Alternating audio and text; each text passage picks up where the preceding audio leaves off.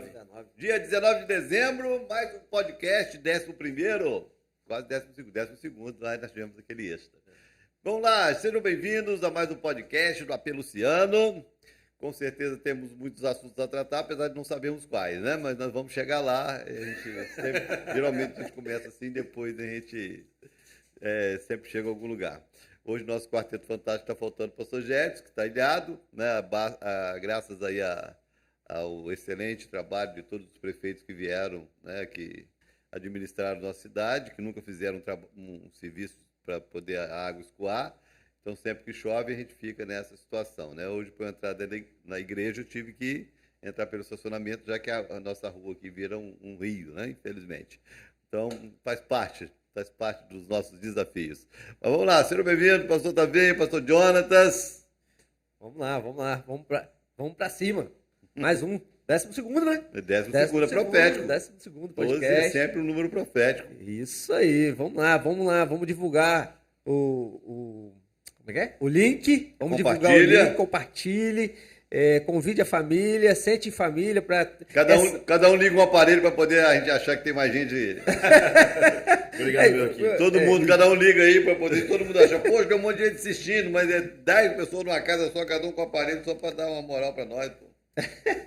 É isso aí, vamos pra cima, vamos lá, porque o assunto hoje, ainda que a gente ainda não saiba, né? sempre tem um assunto muito bacana pra gente compartilhar. Cara, sempre tem. O Brasil está apavorado. O que vai acontecer com o futuro do país? Já surgiu um assunto, ó. Já surgiu. Assunto aqui não falta, cara. Fala aí, pastor Jonas. Não, feliz demais, vamos embora. Segunda-feira sempre uma alegria estar aqui. E vamos compartilhar, gente. Vamos compartilhar. Você que conhece alguém, às vezes, que não conhece ainda o podcast, manda para alguém, envia para um amigo, envia para o grupo de WhatsApp da família, envia aí que a gente vai fazer essa mensagem chegar mais longe. O meu que tá alto aqui, eu tô ouvindo 2 vezes, moeco aqui, pronto, baixei, pronto. Eu gosto de ficar ligadinho aqui, porque às vezes vai entrando aqui umas perguntas. Eu não consigo ver direito o chat, né? Por que chama chat, né, cara? É porque é meio chato ficar olhando. Eu ia falar, é chato mesmo. Porque as piadas de tiso. Tem uma turma que eu te falo uma coisa, entra na contramão direto, né? Mas é legal, todo mundo que já entrou aqui, Mari Vitória, Debal, boa noite para você, boa tarde, boa noite. Sejam bem-vindos. Compartilhe o link aí pra gente alcançar um número maior de pessoas, né? Como a gente sempre começa com a nossa agenda, final de ano terminando, muita expectativa. Opa! Sempre muita expectativa de final de ano. Já definimos a data da consagração da Xana. Xana vai ser consagrada no dia 31 de dezembro, então nós temos Legal. Vai ser assim, a festa vai ser uma festa a mais, né? Vocês foram consagrados no 31, não? Não, nós fomos na festa de Páscoa. Dia 11 de outubro, de abril. 11 de abril. É uma data bacana de Páscoa. Então nós teremos a consagração da Xana, o ministério, no dia 31 de dezembro, nosso culto da virada. Sim. Que é um culto, eu te passo o ano inteiro assim, lembrando do último e planejando o próximo, né? Faz parte da agenda anual. Aquelas pessoas que nunca passaram a virada de ano na igreja, você precisa ter essa experiência. É único, é um culto lindo e, para mim, o culto mais profético que nós temos, né, em relação à agenda. Você terminar os últimos minutos de um ano na presença de Deus, agradecendo a Ele, a última oportunidade que você tem para agradecer pelo ano que está terminando, e a gente olhar, né, para o ano que passou, tantas experiências, tantos livramentos, tantas pessoas que se foram, né, e o Senhor nos dá a graça de terminar mais um ano, né, apesar que dá falta um dia, espero que a gente termine, né? Não, mas quem tiver dia 31 vai estar agradecendo. Quem tiver dia 31 vai estar agradecendo, né? E o tal da retrospectiva, né? O tal da memória é um negócio extremamente importante, né? A gente manter a nossa memória sempre ativada. A memória ativada faz a gente ser mais agradecido, faz a gente ser mais vigilante, né? Então, é um culto tremendo. Você terminar os últimos minutos do ano, podendo dizer, Senhor, obrigado, terminamos mais um ano. Obrigado pelas pessoas que partiram, fizeram parte da nossa história, né, que enriqueceram a nossa história, de alguma forma contribuíram para que nós chegássemos até aqui. E você entrar nos primeiros minutos de um novo ano, um novo ciclo, Por mais que seja apenas é mais um dia, não, é um novo ciclo. Virada de ano tem um negócio no mundo espiritual inexplicável, né, cara? Não só a gente que tem essa questão do decreto, essa expectativa, qual será o decreto, o que vai não só nos dirigir, mas nós vamos nos dirigir, porque o decreto tem esses dois lados, né? Aquilo que está sobre nós, como algo que foi liberado sobre a nossa vida, que a gente crê sim da parte de Deus, mas também é algo que vai nortear a nossa caminhada. Esse ano, então, ano da maturidade, como nós fomos assim dirigidos pelo decreto, como nós buscamos isso, como a gente foi assim desafiado em determinados momentos. Espera aí, vamos dar um time aí, porque isso não é à toa, né? A gente não está passando por isso à toa. Então a gente vai entrar um novo ano, um novo ciclo, um novo decreto, e o decreto do próximo ano vai ser sobrenatural. Ninguém, todo ano tem o bolão aí, um monte de gente começa a chutar, eu acho que é o ano disso, eu acho que é o ano daquilo, e ninguém esse ano falou nada comigo ainda. Porque a agenda da igreja está muito intensa, acho que o pessoal vai começar a pensar agora. Agora, pode ser. Vai diminuir na agenda, né? Agora que eu acho que quem está ativo na igreja agora que está chegando à conclusão. Ih, caramba. Está chegando. Faltam 15 dias, menos de 15 dias. Menos de 15 dias. É verdade. Menos de 15 dias. Então é isso. Eu acho que da agenda assim, de festa de Hanukkah, festa das luzes, que é uma profecia tremenda, né? É a única festa que está na Bíblia, mas não é uma festa bíblica e que Jesus esteve nela, que é a festa de Hanukkah, que foi instituída pelos Macabeus e num momento histórico muito importante na história de Israel, e a gente celebra como uma festa profética, declarando que o novo ano, a luz de Deus, vai brilhar na sua casa, na sua família, e é um momento lindo, né, cara? É um momento, você falou aquele dia, acho que foi no último podcast que a gente conversou, aqui, que é um momento para mim muito marcante, quando a luz da igreja apaga, cada um com o seu... Nós já usamos lanterninha, já usamos vela, e agora na modernidade... Já usou aquela velinha artificial que era lá... também, e agora na modernidade cada um acende a lanterninha do celular e aquele momento tremendo e a profecia sendo liberada. E a gente tem visto essa profecia se cumprir, né, cara? Muito a gente tem visto essa profecia se cumprir. Esse ano foi um ano que a gente viu assim, muitas famílias sendo visitadas pela graça de Deus, né? A luz de Deus brilhando, que é uma coisa que a gente precisa manter, até mesmo porque o próprio Senhor Jesus falou, né, a respeito dessa responsabilidade que temos, né, de ser essa luz. Então é isso. A agenda é essa. Você está convidado a estar conosco na virada do ano, do dia 31, mas antes disso nós temos os cultos de quarta, às 20 horas, e os cultos de domingo, às 10 da manhã e às 19 horas. Finalzinho de ano, poucas oportunidades de estarmos juntos, então não perca nenhuma, porque com certeza eu sempre tenho essa coisa no meu coração, né? Deus começa a se mover no início do ano, em cima de um decreto, mas até o dia 31, cada culto, cada reunião, cada oportunidade, assim, da gente estar completando aquilo que o Senhor começou. A palavra que o próprio apóstolo Paulo deixou, né, para a igreja dos Filipenses, que ele estou bem certo que aquele que em vós começou a boa obra há de completar ou aperfeiçoar até o dia de Cristo. Então, eu tenho esse negócio, essas coisas assim.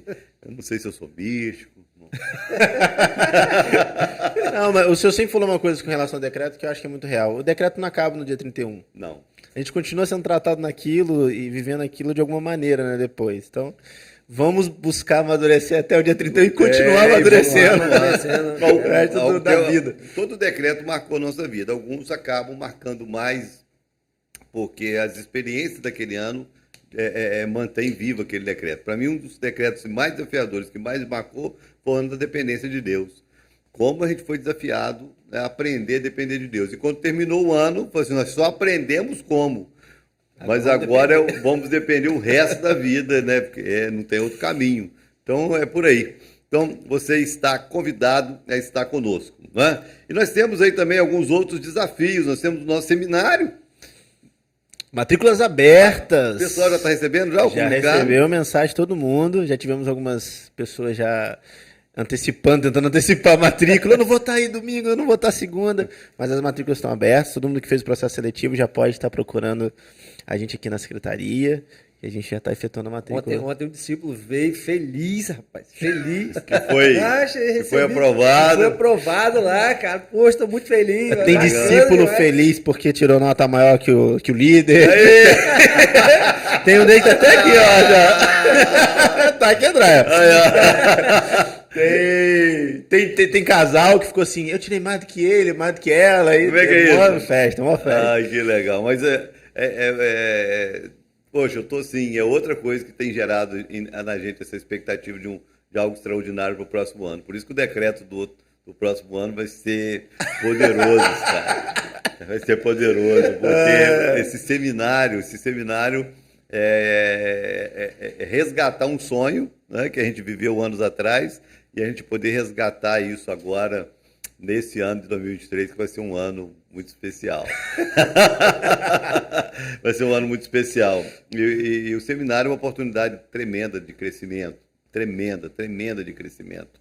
E eu tive o privilégio de estudar interno, e é uma experiência a mais, né, você estudar interno, porque além do conhecimento que o seminário te dá, você tem a experiência do relacionamento, né, de terminar uma aula, ao invés de cada um ir para sua casa, ia todo mundo para o mesmo quarto para discutir aquilo que tinha sido ensinado na aula. O assunto não acabava. A aula continuava dentro de algum quarto, né, porque sempre tem um herético, né?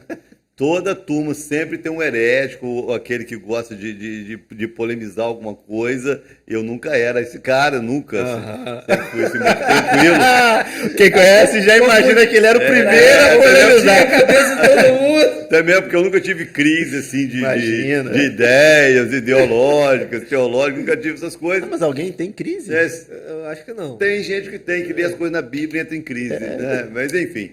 Aí a gente ia para os quartos. Eu tenho assim alguns amigos, cara, que os caras eram assim muito legal. Tem o Erivando, acho que ele é diretor, acho, do seminário hoje, não sei se ainda é. Mas era um assim que lia muito e gostava de discutir e tal. Sem falar daqueles que assumiam mesmo que eram heréticos e gostavam da heresia, porque através da heresia eles conseguiam despertar nos outros, assim, nem que fosse o interesse de estudar mais, né? Sem falar das bobagens, né, que as pessoas discutiam, mas era um tempo bom. E o seminário faz a gente crescer. Estudar a Bíblia é um negócio inexplicável. Você cresce, você amadurece na fé, é tremendo, né? E eu estou com essa coisa do coração. Ano que vem o nosso seminário vai bombar, cara. Vai bombar. Estão fechando uma grade aí bem interessante. Eu estava conversando ontem com o pastor Narciso. Sim. Porque a esposa dele começou a fazer um seminário online, e sem desfazer, né, de desmerecer um seminário online, tem o seu lugar, né, até mesmo pela dificuldade que algumas pessoas têm de estar presencial. E ele falando assim de um material usado no seminário, ele querendo comparar com o nosso do passado, né, algumas coisas que você nunca vai usar isso, parecendo aquelas matérias que a gente faz no ensino médio, né? Aquela matéria que você faz no ensino médio, que você está ali estudando aquele negócio de matemática, hipotenusa, não sei de quê, aí você fica, onde que eu vou usar isso na minha vida, cara? Ligações de química, até hoje não sei para que serve aquele negócio. Para quê? Porque a gente vai usar aquilo ali, né? Aí, e tem muito seminário que tem esse negócio, está estudando ali coisas que você nunca vai usar na vida, né? Enfim, e a gente tem esse cuidado, né, de ter um seminário sério, professores sérios, né? E o assunto, a matéria, ser uma matéria que seja relevante para a fé, né, para o crescimento e para o próprio ministério que a pessoa vai exercer depois. Até porque, diferente de algumas instituições, elas visam muito a parte acadêmica. E aqui a gente está prezando pelo rigor acadêmico, mas parte de uma visão, de uma vivência de uma igreja local. Não é teologia abstrata, é teologia prática, né? Parte da mente de alguém que está na frente do ministério há quantos anos? Mais de 30? Vai fazer 30? À frente de ministério tem mais de 30. De consagração, vou fazer 30 agora. Então, né? Mas a prática é muito mais de 30 anos, então parte dessa visão, parte de uma vivência da igreja local.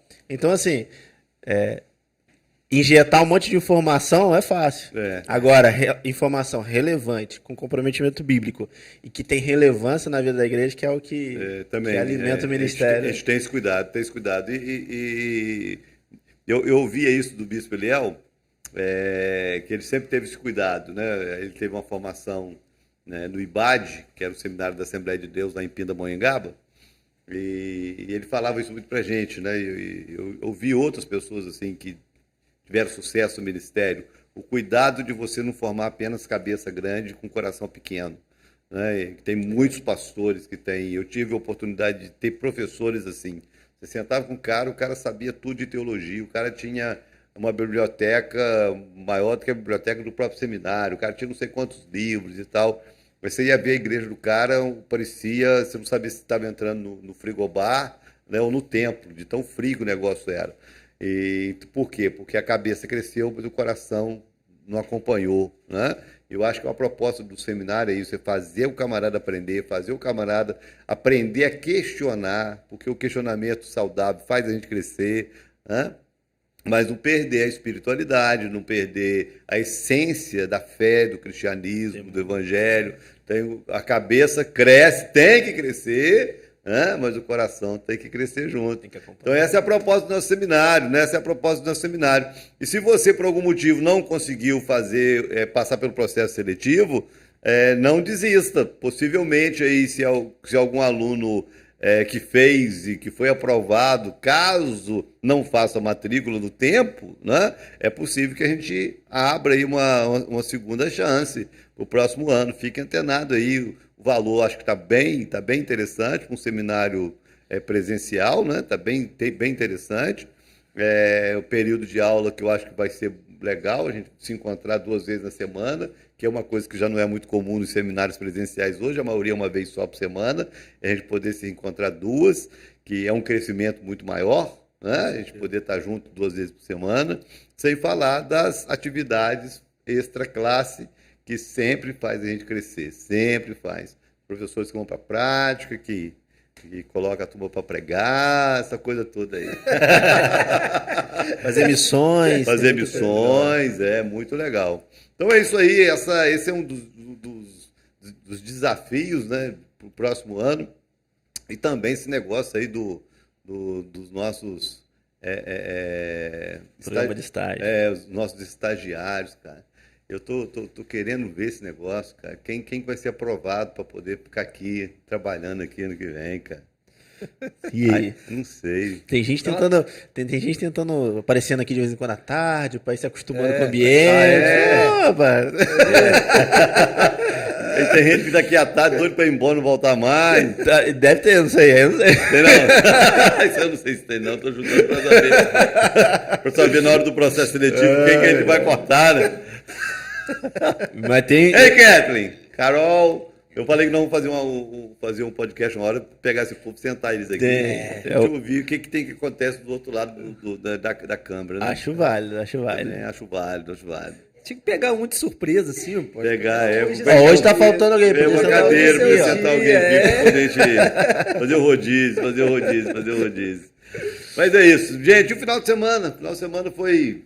Como é que foi o final de semana aqui? Nós estivemos lá em Guarapari. Queria deixar aí um abraço aí para os nossos queridos irmãos lá de Guarapari, pastor Hélio Narciso, Adriana, família Semear de Guarapari. Quero agradecer aos nossos queridos irmãos que foram a Guarapari no ônibus, alguns foram de carro, né, para participar lá da inauguração do novo templo. E foi uma noite muito linda, né? A festa, o espetáculo de volta para casa, foi muito legal. E parabenizar lá a família Semear de Guarapari, esse espaço novo, com bastante espaço, bacana o espaço, grande, salas, cabe a gente, irmão. Pode ganhar uma vontade, cabe a gente. E parabenizar vocês aí. E foi um final de semana que eu acho que marca a vida deles. E mais sempre uma experiência de pastor local, cara. Experiência de pastor local, vocês espero, né, que vocês tenham essa experiência um dia. Você organiza um evento, você vai assim, motivando o povo, vai ser tremendo. Aí você vê o povo envolvido naquilo ali, aí chega na hora do culto, eles não vão, cara. Rapaz, a tristeza do pastor Narciso, porque a maior parte da igreja não foi, cara. Nem sábado e nem ontem. Loucura, né, doideira? Mas eu já vivi tanto isso aqui, cara.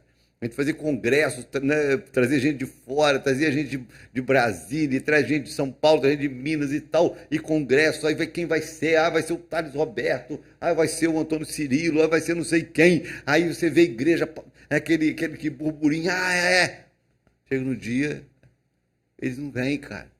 Aí você fica, meu Deus. Congresso, nós tivemos um congresso aqui que a gente investe, né? Porque todo congresso é sempre um investimento alto. Aí chega na sexta-feira, cara, uma igreja com 1.500, 2.000 pessoas, chega na sexta-feira, abertura do congresso, você cheio daquela, vai ser tremendo, né? Aí chega na sexta-feira, dá 200 pessoas, dá 300 pessoas, dá uma tristeza. Mas não é possível, cara. Onde está meu povo? Cadê esse povo? Não entenderam. Não, o pastor Narciso viveu um pouco disso lá no final de semana. A semana não é para ficar triste, não. Isso é igreja é assim mesmo. E vida que segue e é continuar trabalhando por aqueles que estão agarrados, estão pegados, né? E fazer o negócio crescer. Parabéns aí, pastor Narciso e a igreja lá de Guarapari. E aqui, como é que foi? Tremendo. Tivemos um domingo maravilhoso, né? Parte da manhã com o nosso culto matinal. E à noite a gente teve um culto de salvação, pessoas se entregando a vida para Jesus. Foi o pregador aí, foi bom? O pregador arrebentou. Mais uma vez, né? Mais uma vez. Pela segunda vez aí. Ele falou que na terceira vez ele vai pedir música. Vai pedir música? Vai pedir música. Tem direito. Tem. Ele falou que na terceira ele vai pedir música. Eu vou começar aí, porque na terceira tem que pedir música. Que bom, mas se vê assim, Deus cuidando da igreja, cara, é um negócio tremendo, né? Cuidar de Deus com a igreja, a palavra que Jesus ele libera, para mim, é uma das maiores seguranças que nós temos, né? Eu edificarei a igreja e as portas do inferno não prevalecerão contra ela. Para mim, uma das palavras que mais traz segurança para nós é essa palavra de Jesus, né? Que a igreja não é nossa, não é do homem, né? E por mais que nós tenhamos responsabilidade à frente de fazer aquilo que nos cabe fazer, mas a nossa segurança está no fato de que quem edifica é Ele, quem cuida é Ele, quem garante que nós vamos vencer e as portas do inferno não vão prevalecer, é porque é Ele que está à nossa frente. Né? E falar em porta do inferno, cara, como é que está o Brasil? Deixa eu só botar aqui nos comentários. Eu nem falei da Copa, nem falando do Messi, não, mas falar já do inferno, falar do Brasil, pô. Aqui, o nosso retiro também abriu as inscrições. É importante lembrar. Lembrar aí? Aderbal falou aqui. Aderbal falou aqui, meu discípulo. Abraço, Aderbal. E aí é importante a gente falar também, o retiro está chegando e as inscrições estão abertas no aplicativo, né? O Júnior fez um comentário aqui sobre uma alma que se rendeu lá em Guarapari. É verdade, Júnior. Uma alma vale mais que o mundo inteiro. Foi lindo ver aquele senhor. Estava na igreja ontem. Se converteu no sábado e estava ontem. Mas vamos lá. Nosso retiro, cara, inscrição aberta no aplicativo. Isso. E quem faz antecipado, pega, além do desconto, ainda pode parcelar no mês de dezembro, janeiro e fevereiro. Facilita bastante, né? Principalmente quem tem família, 2 ou 3 pessoas, facilita bastante. E o nosso retiro sempre foi assim de um preço bem acessível, né? Até por aquilo que é oferecido, né? no retiro. 4 dias. Porque são 4 dias, a gente chega lá no sábado à tarde, aí tem sábado à noite, domingo manhã, tarde e noite, segunda manhã, tarde e noite, terça manhã, tarde e noite. E tem alguns que ainda dormem e vão só na quarta pela manhã, né? Refeição, café, almoço e jantar. Aí tem o... E é self-service, vale lembrar isso. E é um negócio assim que era um sonho meu. Nós tivemos assim, eu já tive muita experiência de retiro nesses 35 anos à frente de igreja, cuidando de jovens, sabe, doideira? E eu me lembro assim de eu participar de retiros em outras igrejas, ir para outras igrejas participar de eventos. E vivi isso também no seminário interno, aquela restrição alimentar, que você entrava na fila assim, você não podia se servir, alguém servia você e contava 3 pedacinhos de carne e punha no seu prato. Rapaz, eu falei assim, rapaz, um dia, cara, um dia eu vou acabar com isso. Um dia eu vou acabar com isso, né? A única coisa que a gente não gosta, né, e a gente procura evitar, é o tal do desperdício. Não pode ter desperdício, você não pode colocar no prato e não comer. Né? Isso é uma coisa que eu trago de casa, de berço, aprendi isso com meus pais desde cedo. Você pode comer à vontade. Em casa nunca teve muito luxo. Meus pais, principalmente meu pai, sempre foi um homem muito simples. Ele sempre não tinha luxo mesmo.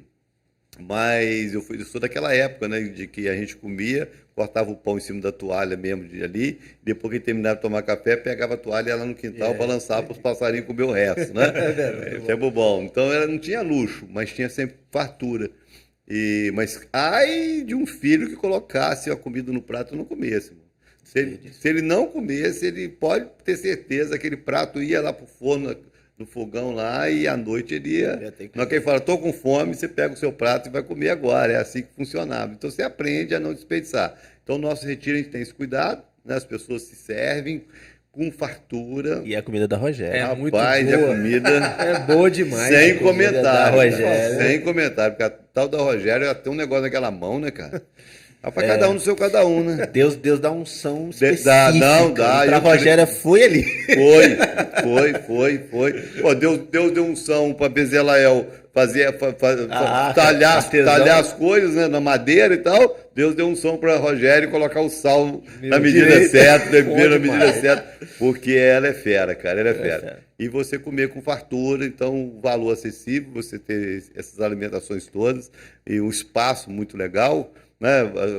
Os campinhos de futebol vão estar prontos, o campinho de futebol pronto, a piscina vai estar limpinha, tudo certinho, matinho cortado, tudo jóia. Alojamento bonitinho. Os alojamentos, todos os chuveiros elétricos funcionando.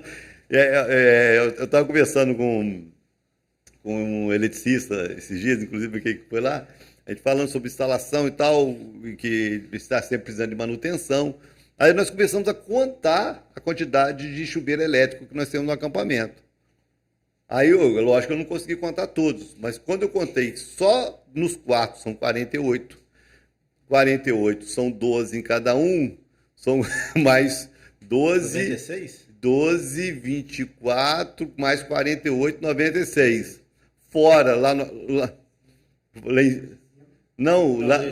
contei. Aí tem lá no em cima da cozinha? Em cima da cozinha também tem. Então, tem mais de 100 chuveiros elétricos, cara. Mais de 100 chuveiros elétricos. Quando liga aquele trem todo, irmão, pai.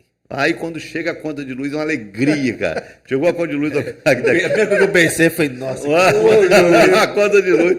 E a gente ter esse conforto, né? O nosso acampamento ele é simples, mas ele é muito bom. Que é outro sonho que Deus nos permitiu realizar. E a gente passou cada perrengue, cara, naquele CIEP, né, cara? Você pegou o CIEP, né? Você pegou o CIEP, não? Não, eu peguei um retiro aqui, o último que foi aqui dentro. Aqui dentro. Aí depois já tava lá. A turma mais antiga pegou o CIEP, o Ralf pegou o CIEP, o Magui pegou o CIEP, pegamos muito CIEP. Gente, o CIEP era sendo pequenininho, o CIEP era doideira, porque pegava aquele quarto, que não era quarto, às vezes era a biblioteca do CIEP, aí colocava os casais lá, aí cada um com aquele colchão. Que trauma que eu tenho daquele colchão de ar, irmão. Aquele colchão de ar, aquilo ali, rapaz, quem planejou aquilo ali tem empate com o outro lado, né? Porque aquilo ali não tem jeito, cara. Se você enche demais, você não consegue ficar em cima. Você deita em cima, você rola e cai, porque ele fica redondo. Como é que você vai deitar no trem redondo? Você cai. É ruim demais. E se você deixar... Quem tá do lado se mexe, você acorda. E se você deixar o trem mole, para poder você não cair, dá uma dor nas costas, irmão. Porque o negócio fica assim, ó. Que loucura. Nós dormimos muito daquilo, cara. Aí eu falei assim, o dia que a gente tiver o nosso acampamento, eu vou colocar colchão. Nós não temos um colchonete, tudo é colchão. Direitinho, as camas de solteiro, cama de casal, tudo colchão. É simples, mas tudo colchão direitinho, para poder dar um mínimo de conforto pro povo. E o tal de fila, 2 filas que eu tinha pavor. Fila para tomar banho. Você lembra de Búzios? Você estava em Búzios? Que aquele pessoal passou mal lá, comeu aquele negócio, passou mal. O Búzios foi uma doideira, cara, porque faltou água, aí tinha que ficar alguém segurando a mangueirinha para a mulherada tomar banho. Aí você imagina que monte de gente pelada, irmão. Que constrangimento, cara. E alguém jogando água para poder dar banho. Eu lembrando da Marinha, porque na Marinha era aquele 150 homens pelados tomando banho. Eu falei assim, o dia que nós tivermos o nosso acampamento, rapaz, vai ter lá direitinho, o box direitinho, pra você tomar banho com privacidade, né? Enfim, a gente ter isso hoje, poder oferecer isso para o nosso povo. E sem contar que é espiritual o nosso retiro. Né, é um virar no ano. É um início, talvez, né? Um start no ano. Mas é um start, sim. E a gente vive assim, momentos, poxa, a criançada daquela piscina, você tem noção da minha alegria em ver aquela turma na piscina, cara. É muito legal, cara, é muito legal, porque a diversão deles, eles viverem, algumas pessoas que não têm acesso a isso no dia a dia, né, e poder ter ali, e a nossa piscina é uma piscina, não é um buraco não, irmão, é uma piscina mesmo. Aí você vai ali, tem 200 pessoas na piscina, cabe 200 pessoas na piscina brincando ainda. Então é um tempo bacana, E a família toda. Tem a parte do bebezinho que dá pra ficar na piscina, que é bem rasinha. E tem o grandão, né? E tem os maiores. E tem o tubo-águazinho para os médiozinhos ali descer. É muito legal. Se você não participou, ou nunca participou de um retiro de carnaval conosco, participe, você vai se surpreender. São 4 dias assim que marca muito, muito a nossa vida. E além, né, dessa questão do que a gente vive lá, eu sempre entendo que o retiro é um muro de proteção. Porque a maioria das pessoas que não vão para o retiro, elas vão para a praia. A maioria vai aproveitar para ir para a praia e descansar. Primeiro, não descansa, né? Porque você ir para a praia em dia de carnaval, você não descansa. É o inferno, é o vizinho que põe aquele samba alto e que faz aquele churrasco e briga de família do lado. E, enfim, você vai para a praia, você não suporta aquela quantidade de gente, que as praias estão lotadas, você não vai ter sossego. Sem falar do risco que é muita violência nesse período de carnaval. Então, você poder se retirar com a família é também um tempo de proteção. E quem não vai pra praia fica na frente da televisão, não vale a pena. Vendo besteira. O desfile do Satanás, cara. Tá cada dia mais escancarado, né? Então, fica aí, né? A nossa programação, nosso retiro de carnaval. Se você já participou, com certeza você foi abençoado, né? E fica aqui até uma outra palavra, porque a gente percebe isso acontecer demais. Tem algumas pessoas que, quando elas não tinham tanto recurso financeiro, elas não perdiam um retiro de carnaval. Todo ano está no retiro. Aí colocaram uma frentezinha, ganharam um dinheirinho, tal, um statusinho, agora tem uma casinha na praia, Guarapari, não sei o quê, eu tenho dinheiro para ir para um hotel. Aí não vão mais para o retiro, né? Aí querem passear nesses dias, né? E fica aqui um alerta. Né? Deus te prosperou, não é para você se afastar dele, Deus te prosperou para que você tenha mais tempo e mais tranquilidade para estar na presença dele.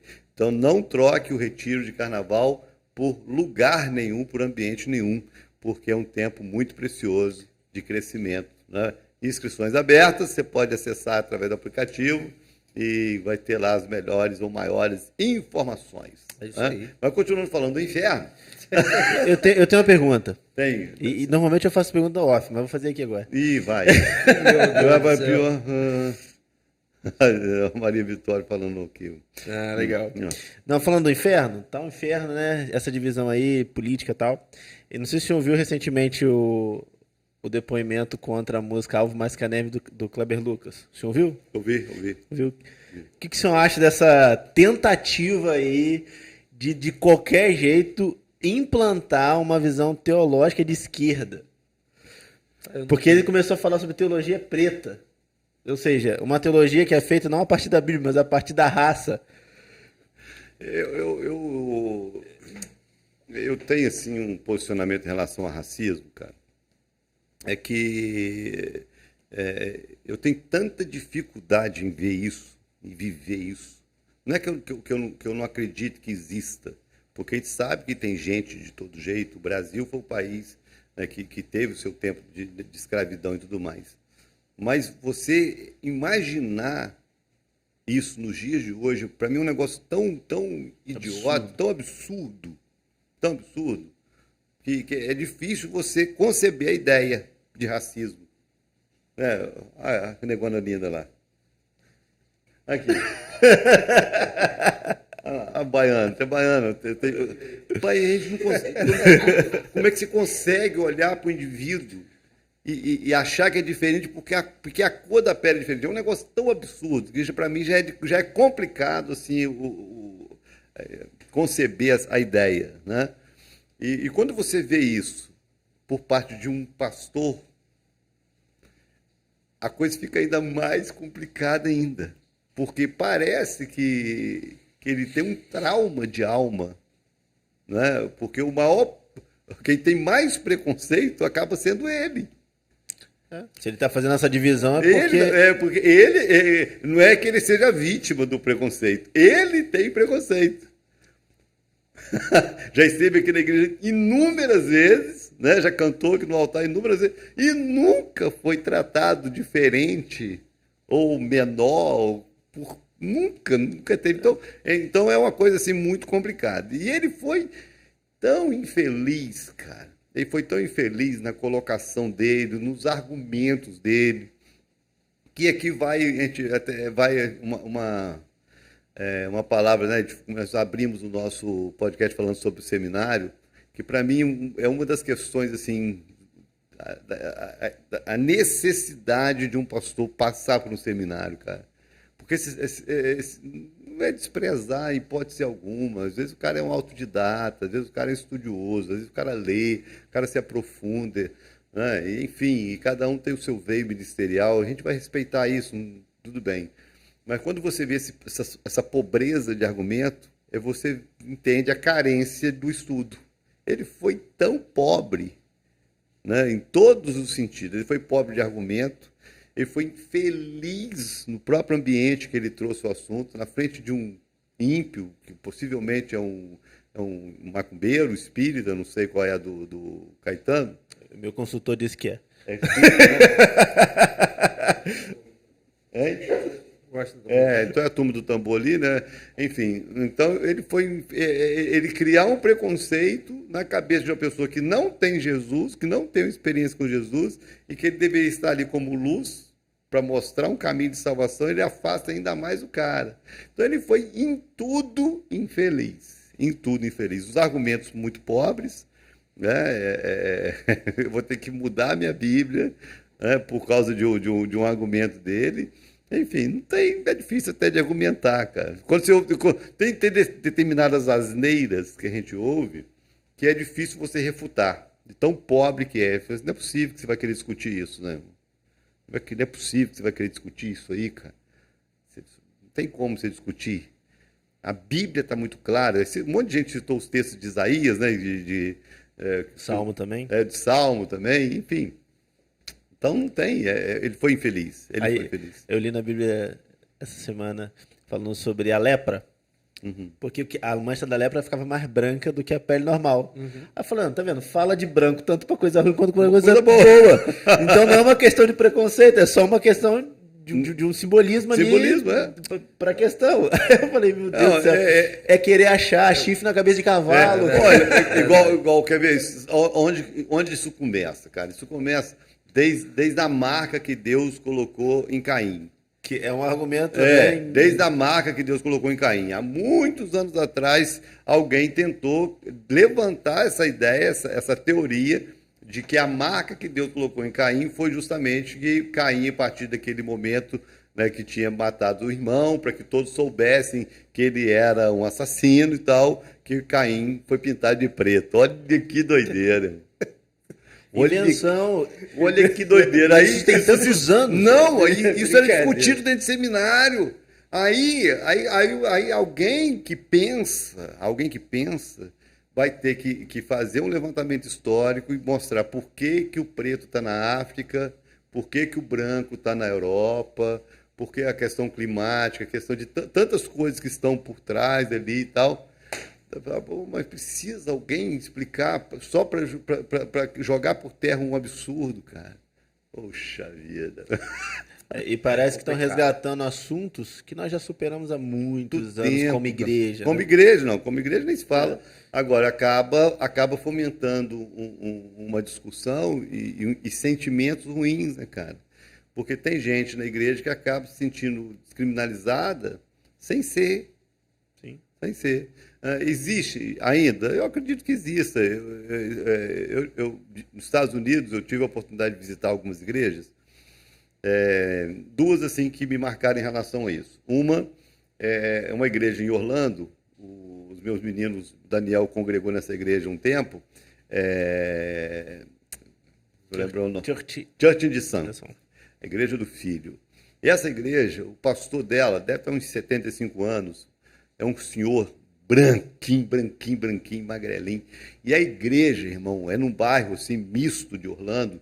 Então, de repente, entra aquela americana, típica americana, negona, com aquele cabelãozinho, com aquela, você não sabe que aquilo é uma peruca, que troço é aquele.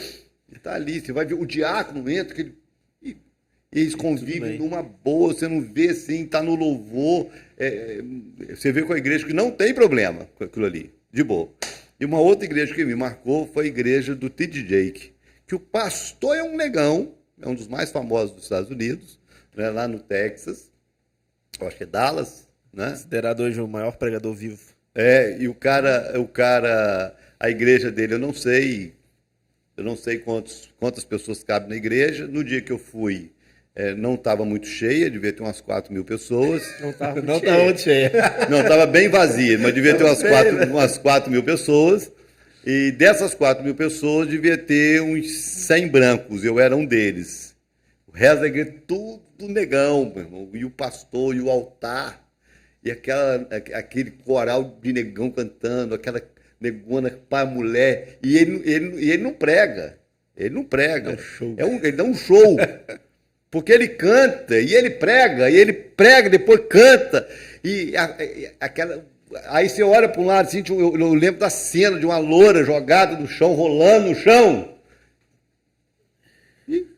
Sem problema nenhum. Não tem. Então você vê que, de fato, a igreja, talvez pelo bairro, ou mesmo pelo próprio pastor, o estilo que é, porque lá tem muito disso, né? O pessoal mais branco vão mais para as igrejas mais tradicionais, né? As igrejas de Nova York, as igrejas mais pentecostais, que tem aqueles coralzão, é tudo de negão. Porque, rapaz, esse povo tem uns privilégios, né, cara? Ele tem uns privilégios, cara. Ele tem uns privilégios. Eu tô com o trigo, um cara de 40, e ele tá com o quê? Com 60, um carinha de 40, sabe? Tem uns privilégios. Não, são vários. E quando vai para lá para os Estados Unidos, né, quando vai para esse veio musical, cara, eles têm uma voz diferenciada, cara. Eles têm um timbre de voz, eles têm um gingado que o branco não consegue ter. Eles têm um negócio diferente, né? E o que eu acho mais tremendo é que eles têm um negócio diferente para melhor sempre. Os atletas, os melhores do mundo. Os melhores do mundo, cara, são negão, cara. O melhor jogador de basquete do mundo, negão. O rei do futebol brasileiro, negão. Tudo é... Então os caras são diferentes, cara. O melhor lutador de MMA, negão. Tudo eles têm diferente, cara. Aí vai preconceito, você, a gente que devia se decidir. Aí vai falar da gente, lá vai o Brancazedo. Aí é triste. Fazer o quê, né, cara? Mas, então, enfim. Então, é um assunto, assim, que a gente... Eu acho tão ultrapassado, cara. Tão ultrapassado. Você já se sentiu, assim, discriminado dentro da igreja? Sua família, alguém? Eu passei por alguma coisa... Nem percebi. Eu acho que em alguns casos, a maioria dos negros que vivem essa questão... Do preconceito? Um pouco mais de vitimismo. O cara, ele consegue ver coisa onde não tem. Sua família é de rico? Não. Sua família? Não. Não. Não? A gente sempre ralou, foi muito. Mas eu acho assim, eu acho que tem algumas coisas que a gente vê que não tem lógica, não tem argumento, não tem pegada, não tem nada, o cara tá ali fazendo... Não, eu acho que existe... Quer ver uma outra coisa, cara? Outra coisa. Já que a gente está falando de preconceito e tal, você sabe que questão de violência doméstica... Violência doméstica, porque é um outro preconceito, negócio de que as mulheres, o movimento feminista e tal. Você sabe que o número de homens mortos pela esposa é quase o dobro do número de mulheres mortas pelo marido? Sabia não. Não sabia. Vai ser difícil até dormir agora. Porque o marido bateu, o marido não sei o quê, mas de assassinato, o número de mulher que mata o marido é maior do que o número de marido que mata a mulher. Ninguém fala isso, cara. Eu acho que você tem que mudar o FII para cá, porque é o peso do FII. Deve ser. Pode ser. Segura aí, pô. Entendeu? Então as pessoas criam um preconceito que está muito mais na cabeça delas do que na prática, eu acho, em muitos casos. Porque eu acho que é uma forma de valorizar um determinado assunto, talvez na falta de valores, de assuntos, vamos criar. Não estou dizendo que não exista, porque tem gente demente de todo jeito. Um tempo atrás aí pegaram lá no sul do país lá uma turma defendendo o nazismo, fazendo postagens sobre o nazismo. Então tem gente retardada para tudo quanto é canto. Sempre vai ter. Né? Esses dias alguém perguntando para mim por que o judeu é perseguido até hoje. Não tem uma explicação lógica, não tem. Né? Porque tem gente doente de todo tipo. Então tem gente doente, tem o negão doente que não gosta do branco, tem o branco doente que não gosta do negão. Agora, a gente não pode generalizar, adoecer a sociedade inteira por causa de uma minoria doente. Né? Então, acho que é por aí. Mas, voltando ao assunto do Kleber Lucas, a Bíblia diz que Deus não faz acepção de pessoas e ponto. E ponto. Acabou. E a mesma Bíblia que diz que Deus não faz acepção de pessoas diz que o sangue de Jesus nos torna mais alvos que a leve. E é uma questão de espiritual, E de alma. E o não Espírito do pé. Santo, a referência do Espírito Santo não é um urubu, é uma pomba branca. Quer você goste, quer não, Deus não vai mudar por causa disso. E não tem relação nenhuma com raça ou com pele. Simplesmente um símbolo. Acabou com o pele. Mas a minha preocupação, e é o que a gente tem visto aí, é porque o argumento é furado, é fraco, como o senhor falou, mas isso vai cada vez mais aparecer. Fomentando, Tentativas de desvalorizar a Bíblia para uma veia de enxergar o cristianismo a partir de uma visão política de esquerda. A gente teve o Ed Renekiewicz, que eu falo nomes mesmo porque a gente tem que ficar atento com esses caras. O Ed Renekiewicz, que é um pastor relevante lá em São Paulo. Falou que a Bíblia precisava ser reformada. Ser atualizada. O Kleber Lucas agora veio com essa, e somando com ele, um cara que ele é muito inteligente, fala muito bem, apesar de usar uns argumentos que furados, mas de um jeito que fala, parece que é uma coisa assim incrível, que é o Leonardo Gonçalves, que é um adventista que tiveram músicas assim que são marcantes pra gente. Lógico, ele ia falar assim agora, mas a gente já cantou aqui Getsemane, na Festa de Páscoa, músicas lindas, e que também está vindo com esse argumento. E é importante a gente ter esse cuidado de estar atento com esses nomes e não nos permitir ser levados. Porque o lance do vitimismo, eles querem isso mesmo. Ele quer pegar o cara que é ferido com a igreja, para ele ter alguém que fala assim, tá vendo? É, por aí. Entendeu? Eles sabem que o argumento é furado, eles querem pegar o cara que tá magoadinho. Está fragilizado por algum motivo. E captar ele pro lado deles para fomentar Bombardeia a pessoa. uma nova visão de igreja. Entendeu? Que é herética, que não são furada. verídicas, né? Mas a Bíblia é muito clara. Deus não faz exceção de pessoas. E sem falar da discussão, né, de que já tentaram recriar uma imagem de como Jesus de fato ele era. Furado. Né? Como Jesus de fato era. Até usando assim, ferramentas sobre o aspecto físico do judeu, da época e tal. A última possibilidade que existe é que Jesus era branco de olho azul. Jesus não era branco de olho azul, em hipótese alguma. Né? Na verdade, entre ser branco de olho azul e ser negão, Jesus estava bem mais para ser negão do que para ser louro de olho azul. E seria assim, um choque para um racista, né, cara? Já pensou chegar no céu, Jesus negão? O cara falou assim, eu não quero ser salvo para esse indivíduo, não, porque é negão. Não, eu acho que uma coisa legal. Bom, já pensou, Por causa da cultura católica, né, que o Jesus é branquinho de olhos claros, na nossa última festa de Páscoa aqui, quem foi Jesus foi o Rubens. Que é o nosso líder de jovens, ele é negão, ele é e foi o Jesus negão. Quando o Isaac falou comigo, o Isaac queria colocar o Roninho. O Isaac queria colocar o Roninho. Vou colocar o Roninho, Eu falei assim, rapaz, você é polêmico pra caramba, você só quer arrumar problema. Aí colocou o Rubens e ficou assim, não tinha como você não ver. Não tinha como você não ver Jesus, cara. Não tinha como você não ver Jesus na cena, cara. E foi uma forma de falar. E foi uma revelação, né? Porque o Rubens já estava atuando, mas como Jesus foi um papel principal, e foi uma revelação e foi legal, funcionou, a igreja não estranhou. De jeito nenhum. Cara, e maravilhoso, ficou muito bonito, muito emocionante também. Porque o último valor, a coisa menos importante Seria com a cor da pele de Jesus, irmão. Puxa, Tanto assunto muita mais relevante, heresia. né? É muito. Levantar. E aí vem algo que é bom pra gente refletir. Adão tinha umbigo, cara. Vai ver algo pra gente refletir. Jesus não tem imagem, uma imagem. Né? Acho que por uma sabedoria de Deus não tinha foto. Não permitiu, né? Para que a gente não adorasse uma visão, mas entendesse a questão espiritual mesmo. É lógico, a essência. O que ele foi, pô. Isso Ele aí. foi. Mas que foi o que fez e a relevância dele para nós. do sacrifício do marido. Mas que seria um choque para muitas pessoas. E vai ser, né? Que é uma outra coisa, uma pergunta teológica a ser questionada. Como é que nós vamos ver Jesus no céu? Né? Se ele vai ter corpo físico e tal. Foi o que o senhor falou semana passada, de que provavelmente Jesus era forte, porque ele era um carpinteiro, né? Trabalhava com coisas pesadas e tal. E a figura nos filmes é um franzininho, mais claro. Tá? Seria um choque assim para muita gente. Se é que vai ter algum choque no céu, alguma surpresa negativa para alguns, possivelmente essa seria para alguém, caso fosse racista, ia ser uma loucura. Eu acho que quando for ver já vai estar glorificado, já a cabeça já vai ter mudado. Eu espero. Na glorificação deve mudar a cabeça. Eu espero, né? Já pensou, cara? O cara sair daqui e chegar lá. Ficar decepcionado? Imaginei que fosse assim, cara.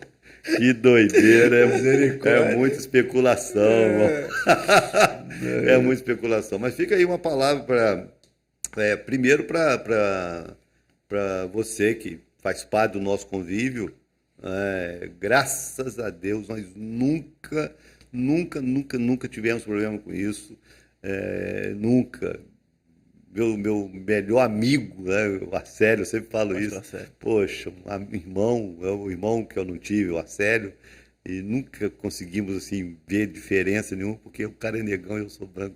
É tanta besteira, é tanta pobreza de alma que é difícil a gente. Né? Então fica essa palavra, não cabe entre nós, não cabe para o cristianismo, em hipótese alguma, a ideia do racismo, a ideia da de descriminalizar ou discriminar, né, uma pessoa por causa de qualquer coisa. A gente vive desafios muito maiores, eu acho, nessa questão, né, que é uma coisa assim. Eu estava vendo uma postagem de uma trans que estava querendo processar a família que permitiu que ela fizesse, né, a cirurgia de mudança de sexo, e agora ela está arrependida, né? Arrependido por ter feito, querendo processar a família, porque a família autorizou fazer, né? Quando era criança. Ela era criança, Então a gente vive, eu acho que coisas muito mais sérias, assim como igreja, nós vamos viver coisas muito mais sérias. Essa é uma questão muito séria que nós vamos ter que enfrentar, eu acho que com uma certa constância no futuro próximo, né? Pela própria liberalidade, libertinagem com que as pessoas vivem, essas coisas estão se tornando cada vez mais comuns, né? Você imaginar que chega na sua igreja um casal e você vai descobrir que o casal não é casal, né? Que aquela mulher um dia foi um homem. Como é que nós vamos tratar isso? Como é que nós vamos receber isso? Né? Enfim, como é que nós vamos ajudar essas pessoas? Porque algumas decisões elas são irreversíveis, é uma cirurgia que o evangelho não muda, que é irreversível, né? Então, é uma pessoa que vai se arrepender, mas não vai ter como consertar um erro do passado. Então, acho que nós temos coisas muito mais sérias para tratar do que ficar preocupado com a cor da pele e ficar preocupado com o hino que abençoa a vida da gente desde sempre. Alvo mais que a neve. E na dúvida, sim, você lembra que o seu dente é branco. Você é negão, mas o seu dente é branco. Todo mundo o dente é branco. E o deles é mais branco que o nosso, né, cara? Até isso, tem cara. Isso também. Aí você pergunta, você fez clareamento? Não, o capo branquelo gasta uma grana para fazer clareamento, ficar com o dente assim. bonito. Aí nunca usou um aparelho na vida, nunca fez clareamento. Quando o rio, o troço chega a brilhar. Vai fazer o quê, né? Mas... Assim, agora só especulação? Nós vamos mudar o louvor para o Kleber Lucas, né? Vamos dar o louvor para você, Kleber Lucas. Poxa, meu amigo. Alvo mais que o dente. O seu dente é branco. Pinta o seu dente de preto, negão. Poxa, cara. O cara bacana. Eu gosto dele, cara. Apesar dos vacilão. Compositor? Não, vacilão pra caramba. Já tá no terceiro ou quarto casamento, já pisou na bola. O cara é gente boa, você gostar de sentar, de conversar. O cara dá pela contramão, dá um vacilo, coloca. Não, vamos embora. Vamos falar uma coisa melhor. Fala aí, próximo aí. Eu não tô acompanhando aqui não, mas eu acho que a gente ia falar do inferninho que tá o Brasil. Infelizmente, a situação aí política tá um caos. Doideira, né, cara? Rapaz, Eu recebi um tweet aqui agora, eu tô tentando entender. Alguma coisa sobre o STF e o novo governo, mas... De vez em quando, sempre alguém me pergunta, né? Como é que eu acho que vai desenrolar isso? Desde o início que eu venho assim, tentando fazer uma leitura, é uma incógnita, não sabe o que vai acontecer amanhã, mas desde o início a leitura que eu venho fazendo não é a melhor, nunca foi a melhor, né? Não vai me decepcionar, porque eu não espero nada, né, dele, do Bolsonaro. Eu não espero nada, até mesmo porque eu não sei se ele tem de fato algo a fazer. Eu não estou no lugar dele, né? E de repente, para algumas pessoas, é muito fácil, é só eu usar do artigo 142, papapá, mas você gerar uma crise institucional que você não sabe o tamanho, a proporção, o caos que isso vai. Então, é uma responsabilidade muito grande você assinar algo nesse sentido, né? Então, eu acho, posso estar enganado, espero que eu esteja enganado, mas que ele não vai fazer nada que as pessoas estão esperando que ele faça, né? E talvez até por esse peso de responsabilidade, saber que se fizer isso pode causar uma crise institucional maior, um mal maior do que talvez se é possível, né? Algo pior do que ter o Lula no poder. Mas, enfim, é o que eu acho. E eu acho que o não fazer nada vai despertar assim, um ódio, uma agressividade, uma resposta agressiva por parte de alguns desses manifestantes, porque conviver com injustiça e você não fazer nada é um negócio muito, muito difícil. Você conviver e esperar simplesmente, eu vou orar, vou crer que Deus vai fazer. Nem todos que estão ali creem em Deus, nem todos que estão ali temem a Deus. Então, desde o início, a leitura que eu vinha fazendo, que hoje eu continuo fazendo, é essa.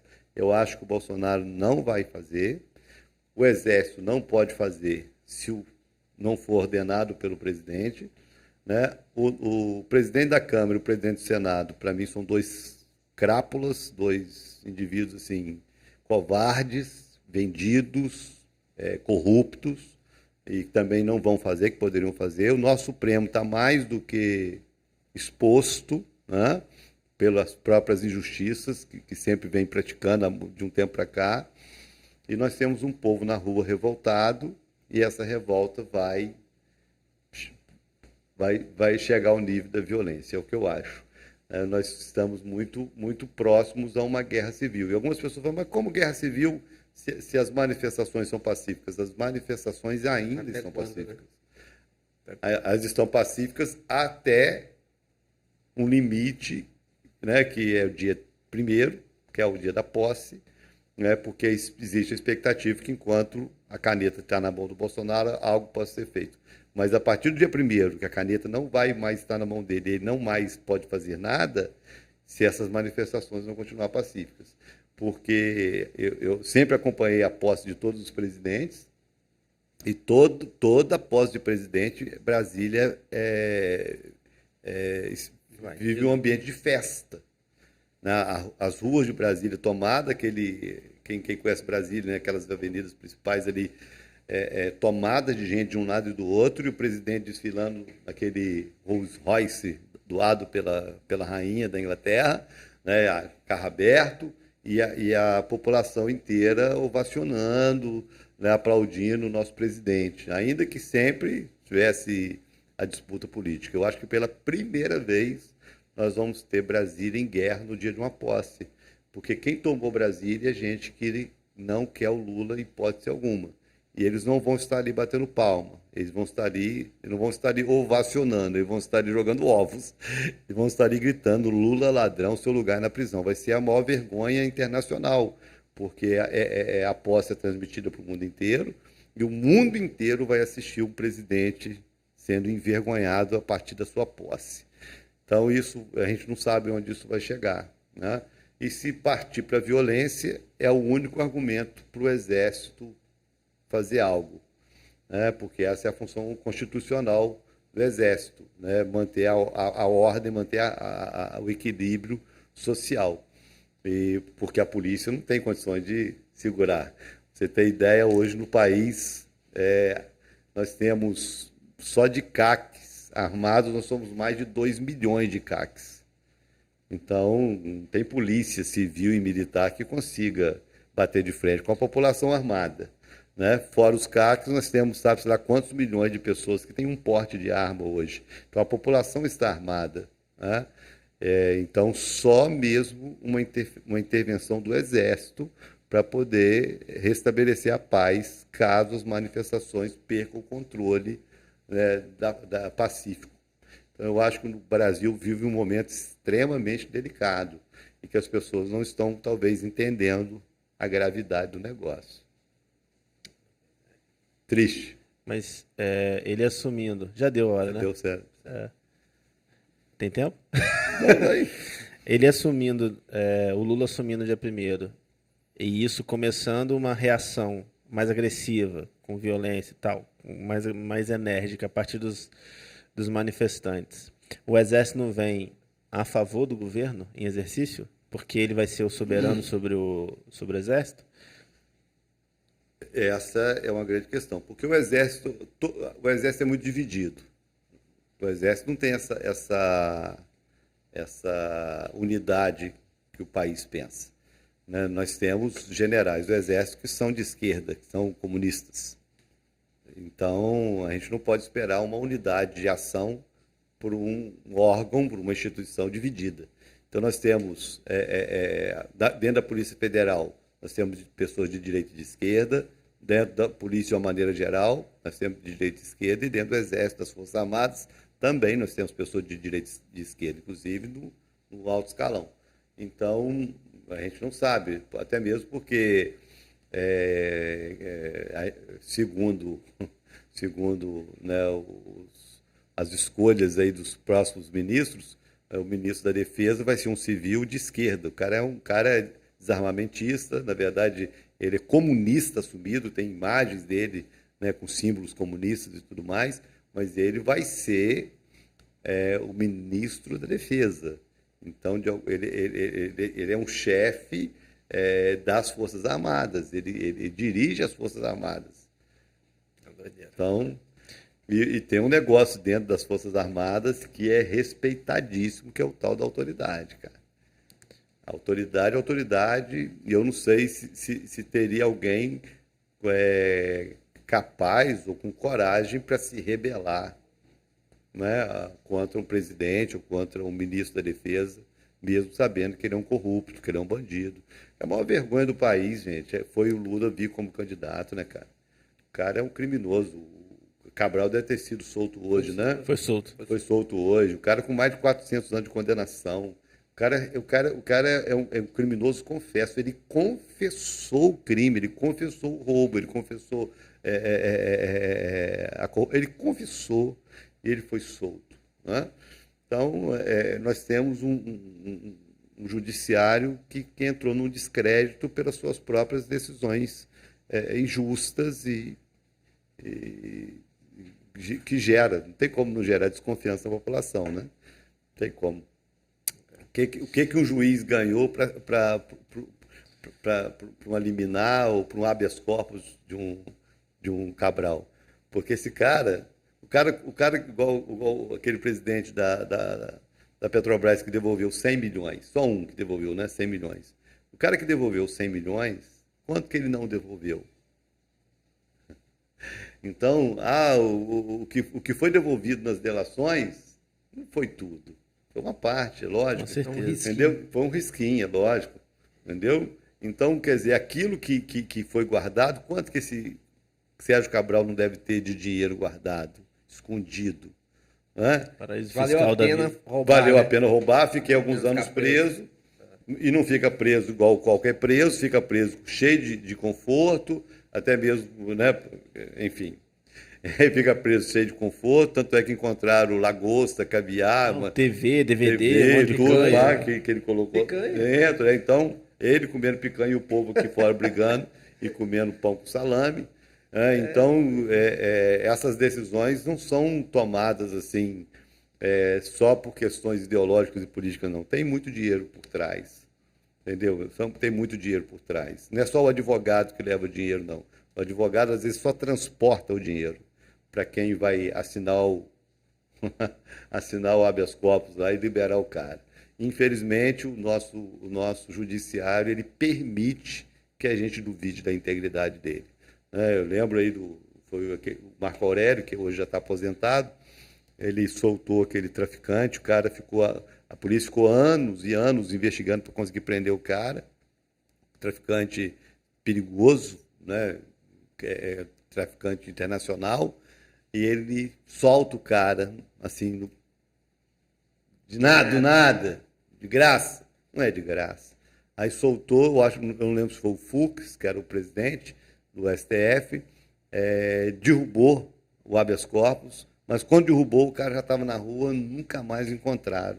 Só viram ele entrando no carro, na época, acho que não sei se foi um BMW, ele entrou no BMW, possivelmente pegou algum avião, né, em alguma pista clandestina em algum lugar, e já está fora do país. Hoje, possivelmente, já com outra identidade, com outra cara, com uma plástica, sabe-se lá o que esse cara fez, e nunca mais vai ser encontrado. Quer dizer, você acha que esse juiz solta um cara desse de graça? Não solta, cara. Então, são essas atitudes que têm feito com que a população fique nessa revolta, né, porque prende um índio que ele é protegido por leis internacionais e leis federais. Não se pode. Como é que você vai prender um índio, cara? A proteção não tem nem argumento. O cara se manifestando, e a manifestação deles, não sei se vocês sabem, a revolta dele é porque eles apoiaram o Bolsonaro e não teve um voto do Bolsonaro na urna da tribo. Todos os votos da tribo foi para o Lula. E ele falou, como é que pode? Então a revolta dele é essa. Todo mundo aqui, a gente apoia o Bolsonaro, a gente vota no Bolsonaro, abre a urna, só tem voto do Lula, então ele foi protestar por causa disso. Aí o Alexandre de Moraes vai, fica indignado e manda prender o cara, irmão. Ele não respeita a Constituição, ele não respeita ninguém nem nada. Eu não sei parte com que esse cara tem além do Satanás, porque isso tem mesmo. Né? Com certeza esse cara tem parte com o diabo mesmo. Agora, o que mais que ele tem parte para ele se sentir tão protegido, né? Já foi, na época, eu lembro na época que ele estava sendo sabatinado pelo Senado, que o Magno Malta falou, né? Você tem vínculo com o PCC, você tem vínculo com o crime organizado e tal, aí fica aqui com cara de santinho, o Magno Malta sempre foi meio doido de falar essas coisas, né? Enfim, ele passou na sabatina, então já sabendo que ele tinha parte no PCC, que ele foi advogado do PCC, enfim. O que esse cara tem para ele se sentir tão protegido, para ele fazer o que ele está fazendo com o país, com essa convicção de que nada vai acontecer com ele? Ele está prendendo, eu estava ouvindo um deputado falando aí, né, que falou assim, o Alexandre de Moraes vai mandar prender todo mundo, vai mandar prender a gente. Aí a entrevistadora perguntou para ele, mas você acha que vai ser preso? Com certeza eu sou um que falei mal. Deputado. Ele fez isso com o Daniel Silveira, o cara é deputado, pô.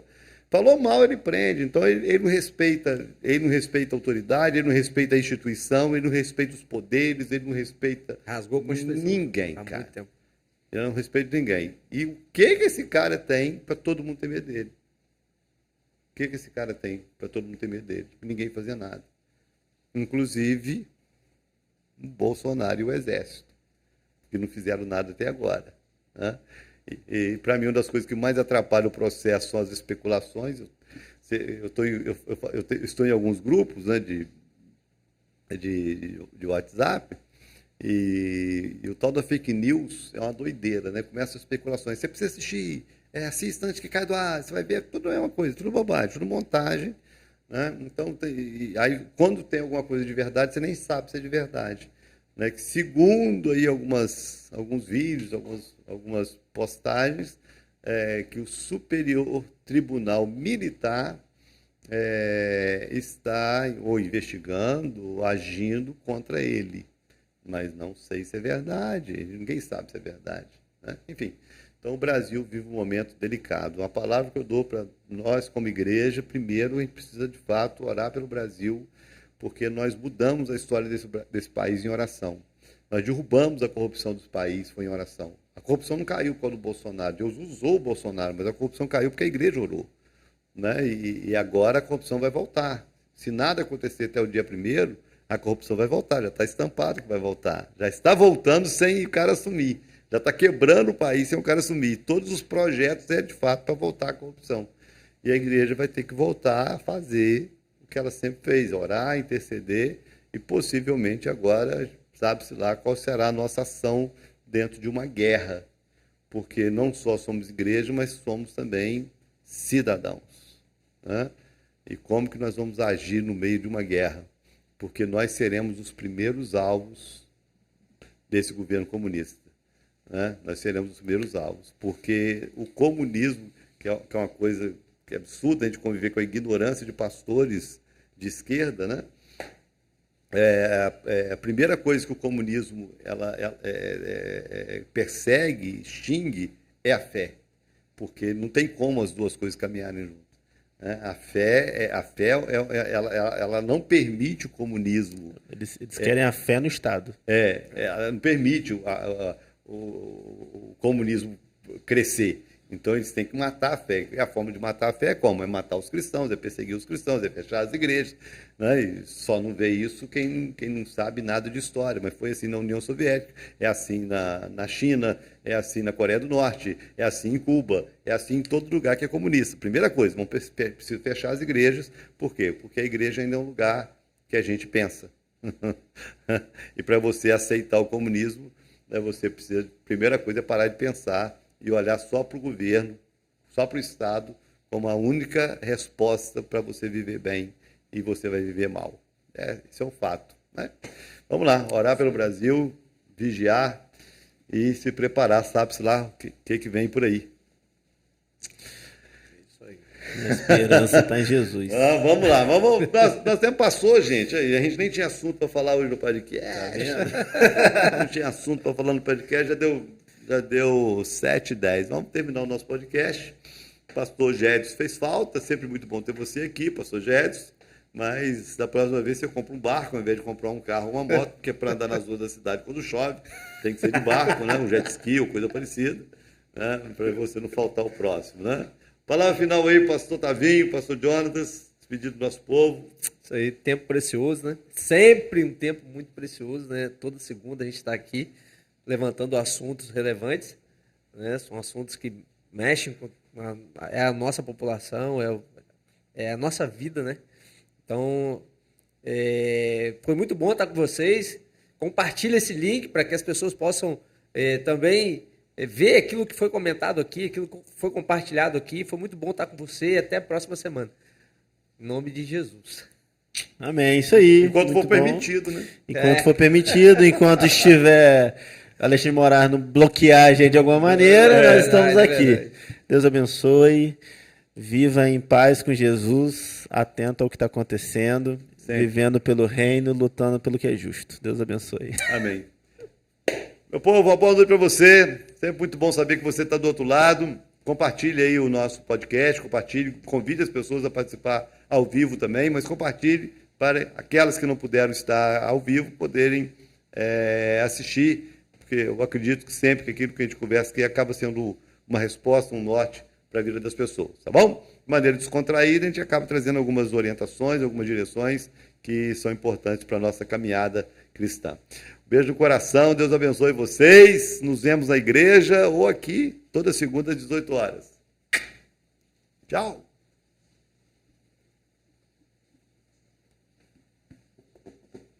Corta, gente. Desliga isso agora.